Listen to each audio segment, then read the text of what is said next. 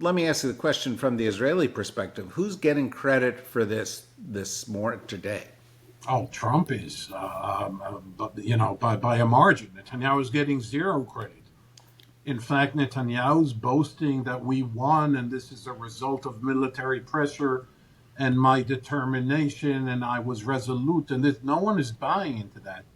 I was at Hostage Square, which is like 50 yards or 50 meters away from where I live. I was there twice today, just to sense the atmosphere. People were holding American flags. People were holding pictures or cardboard cuts of cardboards of Trump. I then saw in one television engagement that I had, they showed a video. I wasn't even aware of that. Howard Lutnick, the Commerce Secretary, one of the Trump universe's leading. He's standing right there where I was. I didn't see him, probably a different time. He's standing there, and he's calling the president on his cell phone. I assume that was pre-arranged. And tens of Israelis, families of hostages, passersby, just got people who happened to be there. They're all screaming, "Thank you, President Trump. You did it. You're the man. Thank you so much. Come to Israel. We love you." No one mentioned Netanyahu. Now, we can dissect this and we can analyze this, and I think Stephen is absolutely right. Trump did hear something that Joe Biden was afraid of doing, that Barack Obama wasn't interested in doing, and that Bill Clinton overthought the political implications of, and that is exert pressure on Netanyahu. Call his bluff. Call his bluff. This is an asymmetrical relationship. You take you take Clinton and you take Obama. Everything nasty they had to say about Israel was a leak from a closed door meeting in which Clinton said, "Who's the fucking superpower?" Excuse my language. Or Obama said chicken shit. Or later Biden's used the variations of the F word. Okay, Trump actually converted that into policy. Now, you can make the argument that it's all Netanyahu's fault because, as always, he mismanaged his relations with America and misunderstood, and he cornered himself into a position where he has no levers of power over Trump.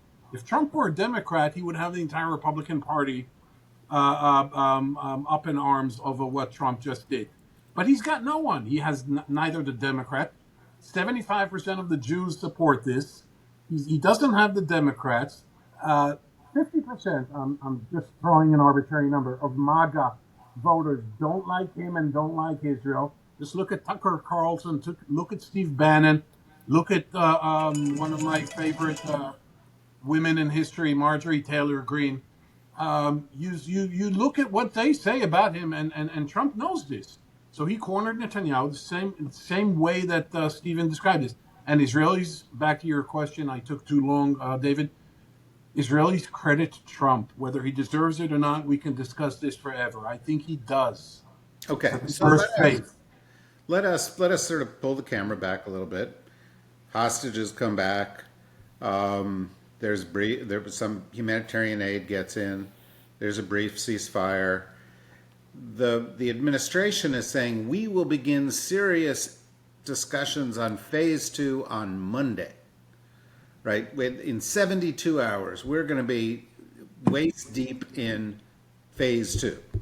But phase 2 requires you to get to resolve a bunch of issues that seem to be problematic.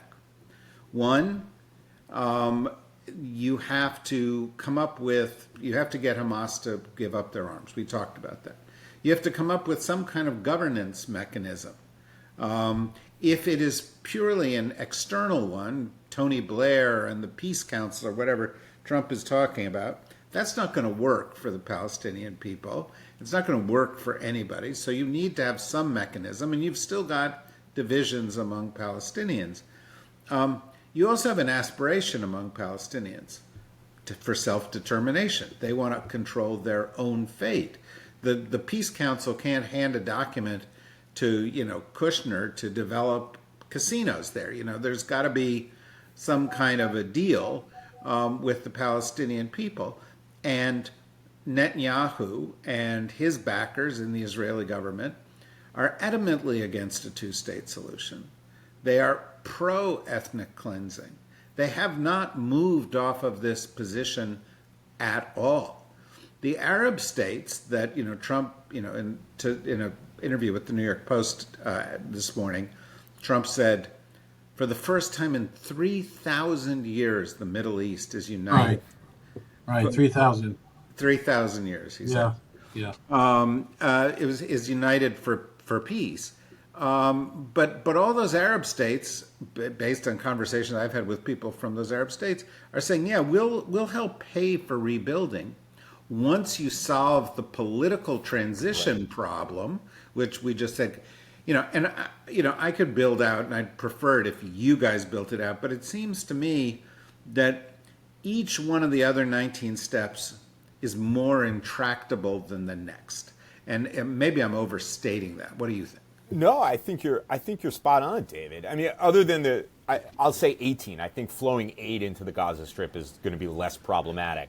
But I think disarmament, Hamas not having a political role going forward, finding some Palestinian governing structure, negotiating that, finding the people to staff it. What about this international security force? People keep saying notionally, Egyptians, Jordanians, maybe some Gulf states, Indonesians. No one's raised their hand yet and said that they're going to do that. And then what is that? Who's going to command and control this international security force? And what's the relationship with the IDF? And what happens the first time some remnant of Hamas, one of these atomized militant groups of 5 guys, takes a shot at an Egyptian soldier patrolling in Gaza?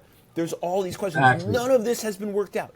None of it's been worked out. Then, as you point out, the Arab states, particularly the wealthy Arab states, don't want to be an ATM for something that has very little chance of succeeding. None of this has been worked out, and the optimism is great for hostages coming out, but the optimism about the rest of the plan doesn't exist.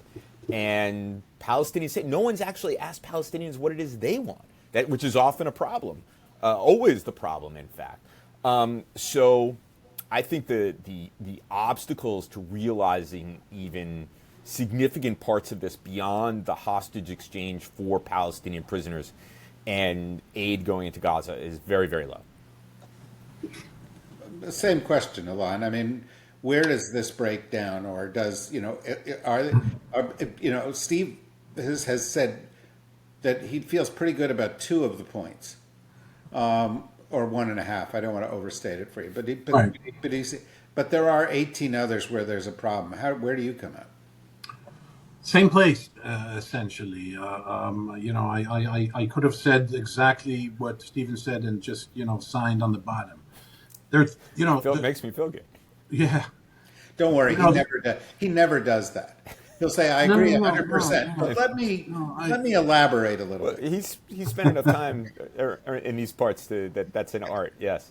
That reminds me of the old joke when Peres went to see Henry Kissinger, David's old friend and colleague, and Peres talked and then said, "Henry, enough about me. Did you read my latest book?"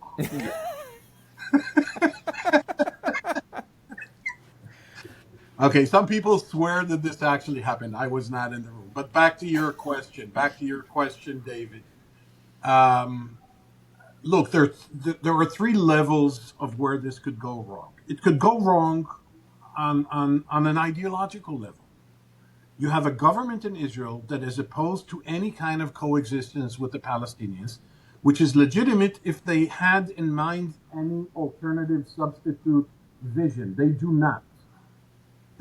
Some of Netanyahu's claims along the years on why he's opposed to a Palestinian state make sense, except that he never said what he thinks instead, other than what our friend here, Shibli Talhani, calls the one-state reality, which is happening in front of us. Okay, so ideologically, for the Trump plan to work, you need a different government in Israel. A different government in Israel requires a new election. An election, by definition, postpones the entire process by 6 months. at least. Okay, so that's the ideological level. Then you have the political level. Any progress beyond phase one for Netanyahu means the end of his government. Okay, it's as simple as that. We can go into speculative scenarios on what would happen here and who would say what, but he could even indulge the idea of an election on this, making himself some kind of. He remodeled the Middle East. He defeated Iran. He defeated Hezbollah. He defeated the Houthis. He toppled the regime in Syria. Hezbollah has been decimated. Hamas has been destroyed. Now it's time for reconstruction and align himself with Trump and the Saudis or the Qataris or the Emiratis, and let the extreme right wing, although I don't like this distinction, I think he's an extreme right wing politician, but that's beside the point. Let them cater to their own electorate by saying never, never, never, never. Okay. So on a political level, it won't work. And lastly, and we've discussed this at length in the last half hour. Practically, this can't work. It just can't work. The disarming of Hamas, the deployment of this Arab force, the ATM that Stephen was talking about.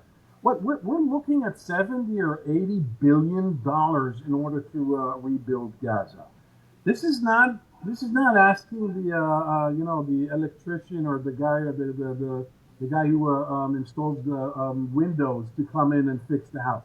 It's flattened. It's reduced to rubble. There is no Gaza. 70% of Gaza. Okay? You need 60, 70, 80 billion dollars to. Why on earth would the Saudis do that unless they are guaranteed with that political, with those political assurances that both of you gentlemen spoke about? And so on those three levels, I don't see this working. Just those three. Yeah. Okay.